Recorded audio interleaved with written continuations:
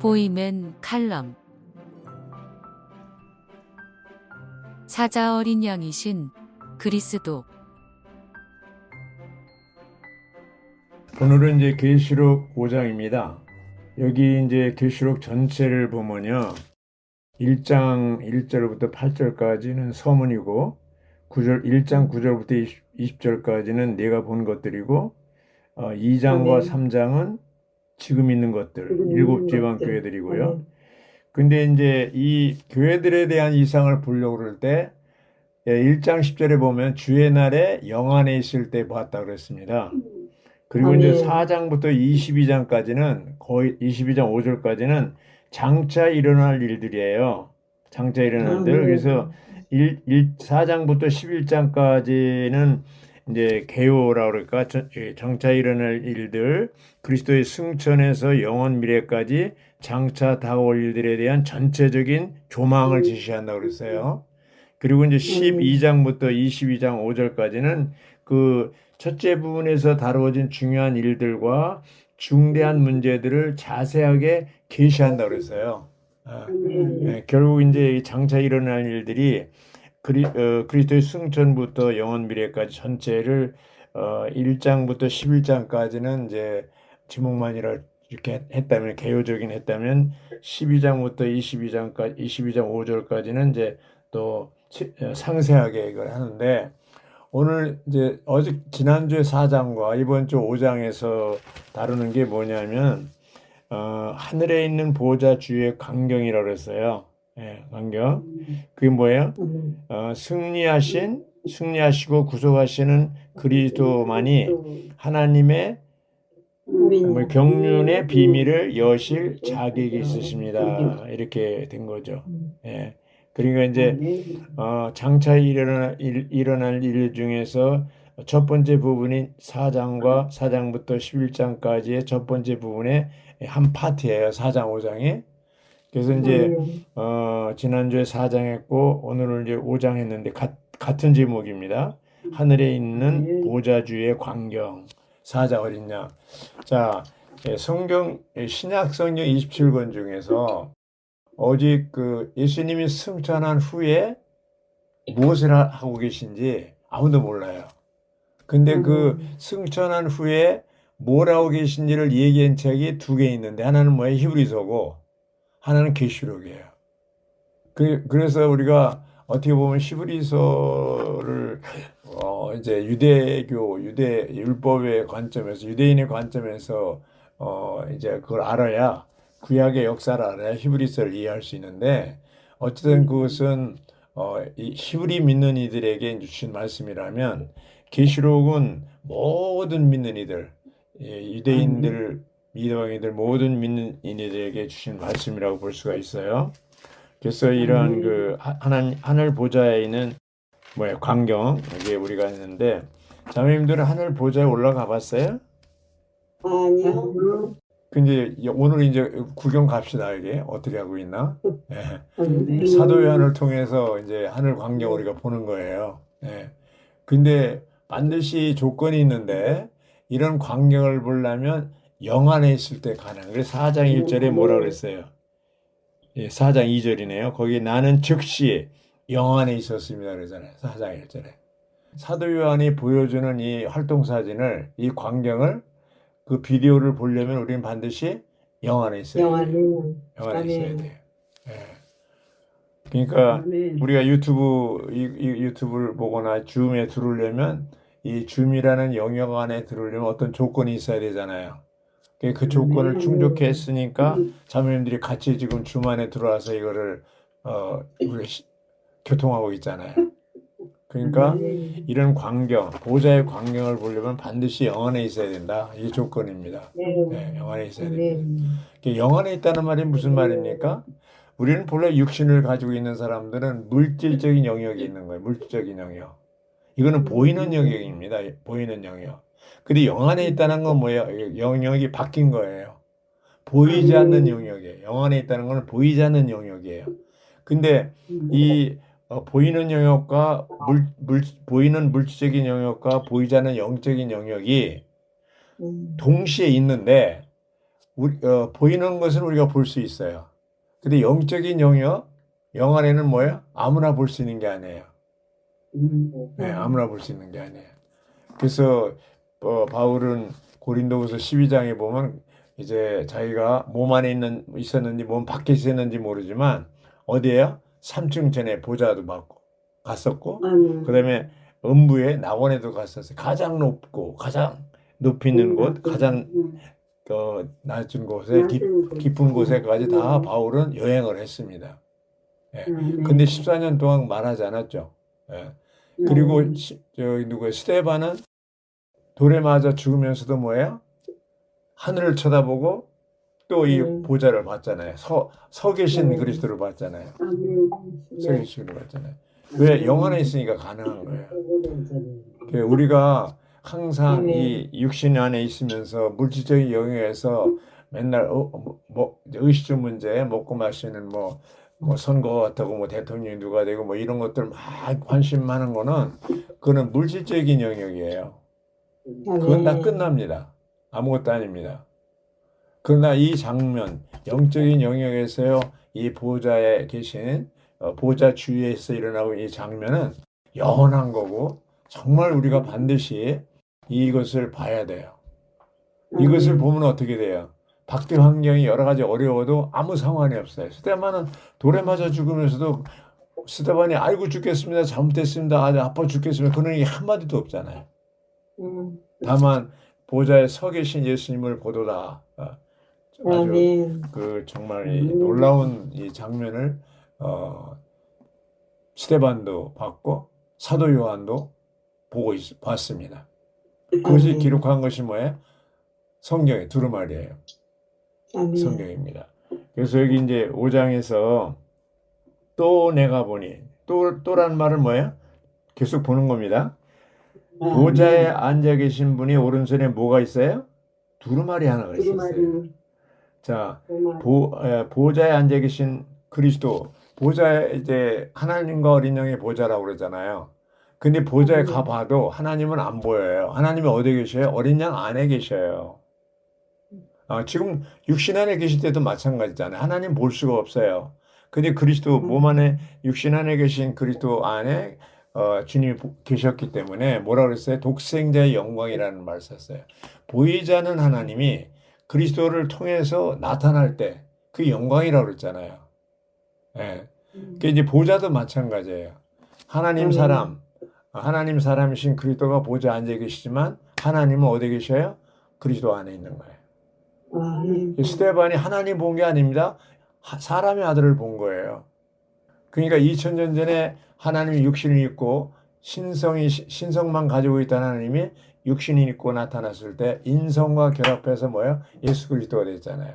그분이 인생을 사시고 죽고 부활하고 승천하셨는데 신성만 가지고 승천한 게 아니고 신성과 인성을 다 가지고 승천하셨어요. 또 다시 재림할 때도 사람으로서 하나님 사람으로서 재림하는 거예요. 근데 여기선 특히 5장에서는 뭐예요? 어린 양, 사자 어린 양이라고 했어요. 사자는 뭘 상징해요? 왕이신 그리스도, 승리하신 그리스도 표징하잖아요. 계시록을 여는 열쇠가 뭐예요? 표징이라고 그랬어요. 1장 1절에 나오잖아요. 표징. 유다 지파의 사자도 표징이고 어린 양이신 그 구속하신 그리스도, 어린 양이신 그리스도도 표징이에요. 그래서 특히 5장에는 사자 어린 양을 얘기하잖아요. 사자 어린 양. 사자신 그리스도는 원수와 맞서 싸우는 전사라고 그랬어요. 전사. 이기는 싸움꾼이죠. 전사고 어린 양이신 그리스도는 우리를 위한 구속주시라고 그랬어요. 구속자라고 그랬어요. 네. 원수에 대해서 그분은 사자이고 우리에게 그분은 어린 양이시라고 그랬어요. 그러므로 그리스도는 어떤 분이에요? 사자, 어린 양이십니다. 오늘날 대부분의 기독교인들은 뭐예요? 어린 양이신 그리스도를 많이 누려요. 어린 양이신 그리스도를 알아요. 예수 그리스도가 피 흘리심으로 나를 구속하셨다. 그렇죠? 다 누리지만 유다 지파의 사자신 그리스도는 잘 몰라요. 네. 근데 우리는 뭐예요? 이 두 개를 반드시 다 알아야 됩니다. 유다 지파의 사자는 뭐예요? 사탄에 대해서 그분은 사탄을 패배시키고 이기셨어요. 아멘. 인류 역사 가운데 아담 이후에 지금까지 사탄을 이긴 사람은 아무도 없어요. 아멘. 누구도 사탄을 이길 수가 없어요. 근데 오직 한 분, 누구예요? 유다 지파의 사자이신 다윗의 뿌리신 그리스도만이 사탄을 이겼어요. 이겼습니다. 이길 것이가 아니라 이겼어요. 아멘. 십자가에서 예수님이 선포했잖아요. 요한복음 19장 30절에 다 이루었다 그랬잖아요. 그 다 이루었다 속에 그것이 다 끝마쳤다는 건데 뭐가 끝났습니까? 사탄을 끝낸 거예요. 아멘. 창세기 3장 15절에 하나님이 하와에게 뭐라 그랬어요? 여자의 후손이 네 머리를 사탄의 머리를 상할 것이라 그러고, 그렇죠? 예. 사탄은 발꿈치를 상할 거라고 했어요. 할 것이다. 그래서 이 유다 지파의 사자신 그리스도가 뭐예요? 사탄을 끝낸 거예요. 머리를 박살낸 거예요. 박살냈습니다. 그리고 사람에 대해서는 이 타락한 사람, 죄와 죽음 가운데서 아무도 이 죄 문제를, 아무도 이 죽음 문제를 해결하지 못하고 인생은 비극 가운데 끝나고, 정말 이 장례식에 보면은 아이고 다 이렇게 슬퍼했잖아요. 그리스도인의 장례식은 슬퍼하지 않잖아요. 왜? 이미 우리에게는 뭐예요? 사자 어린 양이신 그리스도가 있기 때문에 승리하신 사탄에 대해서 승리했고 우리에 대해서 구속하신 그리스도가 있기 때문에 우리는 뭐예요? 찬양하는 거죠. 그래서 여기 이 뒷부분에 5장 뒷부분에 가서 찬양만 나오는데 거기 이제 12절에 보면은 그들은 누가 12절 읽어주실래요? 아멘. 그들은 큰 음성으로 말하였습니다. 죽음을 당하신 어린 양은 능력과 풍성과 지혜와 힘과 존귀와 영광과 찬양을 받으실 자격이 있으십니다. 네, 그분이 자격이 있다고 그랬어요. 11절에 보면요. 이제 그들이 누구예요? 천사들이에요. 만만이에요. 천천만만 천사들이에요. 수많은 천사들. 그래서 이 보호자와 생물들과 장로들 주위에 천사 24 천사 장로들 주위에 이제 24 천사 장로들은 뭐예요? 수많은 천사들 대표하잖아요. 천사들은 뭐예요? 첫 번째 창조의 주인공이잖아요. 아멘. 근데 사탄이 반역으로 인해서 그 천사들 중에 3분의 1이 거의 배역했잖아요. 가담했잖아요. 여기는 뭐예요? 3분의 2 천사들. 그렇죠? 이 천사들이 찬양을 하고 있습니다. 아멘. 24 장로들과 천천만만의 천사들이 이 승리하신 그리스도를 찬양하고 있습니다. 아멘. 13절을 읽어보시죠. 또 나는 하늘과 땅 위와 땅 아래와 바다에 있는 모든 피조물과 그들 가운데 있는 만물이 이렇게 말하는 것을 들었습니다. 보좌에 앉아 계신 분과 어린 양께 찬양과 존귀와 영광과 권능이 영원 무궁히 있으시기를 바랍니다. 아멘. 그게 이제 찬양하니까 네 생물 13절에 네 생물이 아멘 하잖아요. 이 네 생물은 뭐예요? 모든 창조물의 대표예요. 네. 24 천사 장로들은 뭐예요? 천사들의 대표고. 그러니까 첫 번째 창조의 주인공들과 두 번째 창조의 주인공들이 뭐예요? 다 찬양하는 거예요. 여기 보면 아주 엄청나게 보좌 앉아 계신 분을 자격이 있는 분을 찬양해요. 그래가지고 여기 12절에는 뭐예요? 죽음을 당하실 어린 양은 능력과 풍성과 지혜와 힘과 존귀와 영광과 찬양을 받으실 자격이 있다 그래요. 13절에 이제 모든 네 생물, 피조물들이 이제 찬양하는 건 뭐예요? 보좌 앉아 계신 분과 어린 양께 찬양과 존귀와 영광과 권능이 영원 무궁히 있으시기를 바랍니다. 아멘. 그러니까 그분이 왜 자격이 있습니까? 사탄을 끝내셨고 죄인들을 구속하신 거예요. 두 가지예요. 이건 뭘 얘기합니까? 하나님 본래 사람을 창조하신 목적과 관계되는 거예요. 아멘. 하나님 형상과 모양대로 창조하신 사람을 창조하신 목적이 뭐예요? 첫째는 하나님을 닮아서 표현하는 거고, 두 번째는 뭐예요? 사탄을 다스리고 통치하는 거예요. 근데 예수님이 유다 지파의 사자로서 어린 양으로서 이 두 가지를 다 이루셨잖아요. 그러니까 자격이 있어요, 없어요? 그분만이 자격이 있어요. 두루마리를 열 자격이 있는 거예요. 사도 요한은 울었다고 그랬잖아요. 울었다고 그랬어요. 정말 우리가 언제 울어야 됩니까? 뭐 일이 꼬여가지고 뭐가 안 이루어지고 또 여러 가지 그냥 슬픈 광경이고 내가 원하는 사람이 대통령이 안 되고 또 무슨 뭐 마음에 안 드는 사람 어떤 자녀들이 속썩이고 이럴 때 웁니까? 아니요. 언제 울어요? 언제 울어? 언제 울어야 돼요? 바로 성경이 열리지 않을 때 두루마리 아멘. 성경이 열리지 않을 때 울어야 돼요. 아멘. 예수님도 두 번 우셨어요. 언제 우셨습니까? 나사로, 예, 나사로였을 때 이제 마르다와 마리아가 예수님을 믿지 않고 유대인들이 믿지 않고 자꾸 하니까 아주 마음에 통분이 여겼어요. 내가 부활이요, 내가 생명이고 아무리 얘기해도 이 마르다가 딴소리만 하고 막 그러니까 아주 그러니까 그리고 예루살렘 성전 누가복음에 보면 성전이 이제 허물어지는 돌 하나도 돌 위에 남지 않고 다 무너진다 이렇게 말씀하시면서 성을 보시고 우셨다고 그랬어요. 그러니까 첫째는 그리스도 자신을 믿지 않을 때 우시고 두 번째는 교회가 파괴될 때 건축되지 않을 때 우셨다고 그랬어요. 자, 우리도 정말 이 인간의 어떤 그 문제 안 풀리고 막 그럴 때 울잖아요. 그렇게 우는 게 아니라 우리가 이 말씀이 열리지 않고 그리스도에 대해서 우리가 잘 모르고 그리스도를 믿지 않고 첫째 가는 사랑을 이제 버렸고 던져버리고 그럴 때 우리는 뭐예요? 슬퍼해야 되는 거예요. 그럴 때 그때 울어야 되는 거예요. 예. 그때 울어야 되는 거예요. 이 시대가 얼마나 악합니까? 디모데후서 3장에 있는 것처럼 사람들은 자기만을 사랑하고 돈만을 사랑하고 쾌락을 사랑하고 그래서 디모데야 이런 사람들에게서 돌아서라고 이 믿는 이들이 그런 거예요. 불신자들이 이런 거 아니에요. 믿는 이들이에요. 그러니까 어떻게 해요? 라오디게처럼 어떻게 미지근해져 버린 거예요. 미지근해진 거예요. 미지근하다는 게 이게요. 이미 첫째가 하는 사랑을 버린 상태고 그리고 자기만을 사랑하게 되고 주님 사랑하는 건 첫째가 하는 사랑을 버리니까 뭐예요? 결국 자기만을 사랑하게 되는 거죠. 뜨겁지도. 예, 그리고 자기만을 사랑은 어떻게 돼요? 돈이 필요하잖아요. 그런데 돈을 사랑하게 되는 거죠. 돈을 사랑한다는 얘기가 뭡니까? 자기를 지키기 위한 거잖아요. 그게 지금 자본주의도 돈주의고 공산주의도 돈주의예요.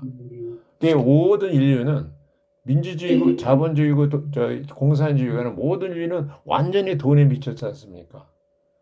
그게 뭐예요? 하나님과 마몬이잖아요. 이 마몬이 하나님 수준에 올라온 거 아니에요. 그래서 사람들이 지금 하나님과 마몬을 동시에 섬기려고 그러는 게 라오디게잖아요. 그러니까 미지근해져 버리는 거죠. 이것도 아니죠. 그것도 아니고. 그래서 우리가 미지근한 상태라는 것은 정상이 아닙니다. 거기에서는 뭐예요? 그리스도가 문 밖에 쫓겨나가지고 문을 두드리고 있는 상태예요. 정말 이 탕자들, 교회 생활하다가 이제 지금 쉬고 있는 사람들, 탕자들 다 뭐예요? 문 밖에 주님이 문을 두드릴 거 아닙니까? 예. 그들이 뭐예요? 다 믿던 사람들이에요. 구원받은 사람이에요. 그렇죠? 근데 어떻게 됐어요? 지금 미지근한 상태에서 있잖아요. 어떤 형제는 자기 어머니 인도해 놓고 지금 방학하고 쉬고 있는데 결국 그런 상태에서 얼마나 갈지 모르지만 정말 그거는 너무나 슬픈 일입니다. 그걸 보고 우리는 울어야 되는 거, 고걸해야 되는 거예요. 그런 것을 곡해야 돼요. 그럴 때 울었습니다. 사도 요한처럼 두루마리 다쳤을 때, 봉인됐을 때 그 자격 풀 수 있는, 들여다볼 수 있는 펴거나 두루마리를 펴거나 들여다볼 자격이 있는 사람을 찾지 못할 때, 말하자면 그리스도를 찾지 못할 때 크게 울었다고 그랬어요. 그냥 그렇습니다. 조그맣게 온 게 아니라 크게 대국 방송되고 오겠다는 거예요. 예, 그겁니다. 아멘. 이제 첫째는 무엇 때문에 울어요? 그리스도를 잃었을 때. 두 번째는 교회가 건축되지 못할 때. 그때 우리는 슬퍼해야 됩니다. 아멘. 정말 주님은 놀라우신 분입니다. 그분은 아멘. 사탄에 대해서 승리하신 분이시고 사탄을 괴멸시키고 완전히 패배시킨 분이고 우리 죄인들에 대해서 그는 어린 양으로서 피 흘리심으로써 우리를 구속하신 분입니다. 여기 아멘. 이제 보면은 구절이 참 중요한데요. 구절은 제가 읽겠습니다. 그들은 새 노래를 부르며 그들이 누굽니까? 구속받은 사람들입니다. 부르며 말하였습니다. 주님은 두루마리를 받으시고 그 봉인들을 떼실 자격이 있으십니다. 여기 계속 자격을 얘기하는 거예요. 왜냐하면 주님은 죽음을 당하셨고 자신의 피로 각 지파와 언어와 백성과 민족 가운데서 사람들을 샀다고 그랬어요. 그리고 하나님께 드렸다고 그랬어요. 여기 사셔서 이 말이 또 있잖아요. 사도행전 20장 28절에도 자신의 피로 사오신 교회라는 말을 썼잖아요. 핏값으로 피 흘리심으로써 이런 사람들을 구속하시고 샀다고 그랬어요. 핏값으로. 생각해 보세요. 인류 역사상에 누가 나를 위해서, 우리를 위해서 대신 죽으시고 피 흘리시고 우리를 죄를 사하실 수 있는 분이 누가 있습니까? 석가모니입니까? 소크라테스입니까? 공자입니까? 아무도 없어요. 아무도 나의 문제, 제 문제를 해결할 수 있는 분이 없어요. 오직 예수, 어린 양이신 예수밖에 없어요.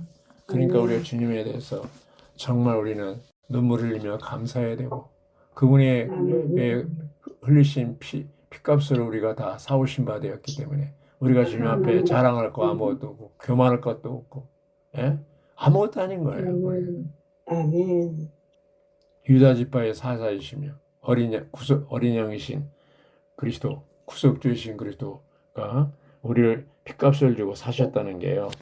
대가를 지불하고 사셨을 때 얼마나 큰 놀라운 축복인지 모릅니다.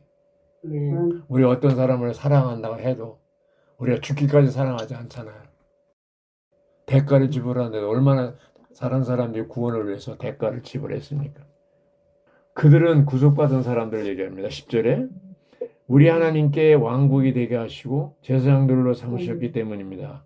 우리를 왕이요 제사장으로 삼으셨습니다. 그들은 땅에서 왕으로서 다스릴 것입니다. 땅에서 천년왕국 동안에 우리는 그리스도와 함께 왕노릇하는 것입니다. 또 나는 보좌와 생물들과 장로들 주위에 있는 수많은 천사들 아까 읽었죠? 보고 그들을 음성을 들었다고 했어요. 참 천천만만이라는 말 얼마나 놀랍습니까? 그래서 우리가 정말 천사들은 천사들을 못 낳습니다. 사람은 사람을 낳지만 천사들은 숫자가 똑같아요. 첫 번째 창조 천사들 창조하는 거하고 지금과 똑같아요. 그 중에 3분의 1은 좋은 천사들이고 하나님을 섬기고 3분의 1은 사탄에 속한 거예요. 악한 영들이에요. 하나님의 자녀들, 구속받은 하나님의 백성들을 괴롭히는 그런 것이죠. 그래서 우리가 첫 번째 창조의 24장로들과 천천만만의 천사들과 네 생물과 수많은 구속받은 믿는 이들, 그렇죠? 보좌 앉아 계신 분에 대해서 찬양과 존귀와 영광과 권능이 영원 무궁이 있기를 찬양해야 됩니다. 찬양해야 됩니다. 그래서 우리가 할 일은 뭐예요? 찬양해. 주님을 찬양. 아침 일어나자마자 뭐야? 이런 유다 지파의 사자이시며 어린 양이신 그리스도를 찬양해야 돼요. 승리하신 그리스도를 사탄을 괴멸시키고 사탄을 끝내신 그 그리스도를 찬양해야 됩니다. 우리의 죄와 죽음을 해결하신 그리스도를 찬양해야 됩니다. 그래서 우리 영적 생활에서 가장 높은 수준이 뭐야? 이런 그리스도를 찬양하는 수준이라고 그러잖아요. 우리가 할 일은 뭐예요? 주님을 찬양하는 것밖에 없어요. 근데 우리가 믿는 이로서 거듭난 믿는 이들로서 정말 우리가 생활할 때 무엇을 먹을까, 무엇을 입을까, 무엇을 마실까 의식 문제 맨날 걱정이나 하고 염려하고 이렇게 한다면 주님이 이루신 이 놀라운 역사에 대해서 무시하는 거죠. 그래서 우리는 주님이 이루신 주예상 집회가 그래서 중요한 거 아닙니까? 거기서 우리는 뭐야?